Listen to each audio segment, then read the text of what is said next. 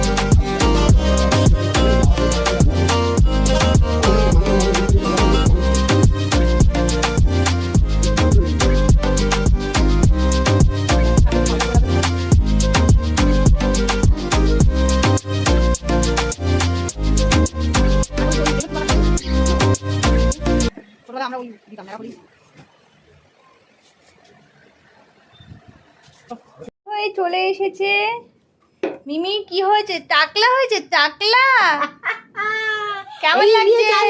কপালটা না, কপালটা আসলে অন্যরকম হয়ে যাবে, ওই জন্য দাগ হয়ে গেছে একটা। দেখ ও কিছুদিন পর আবার ওখানটা উঠে যাবে, তখন মিলে যাবে।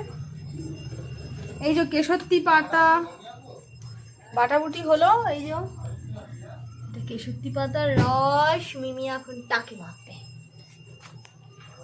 তারপরে স্নান।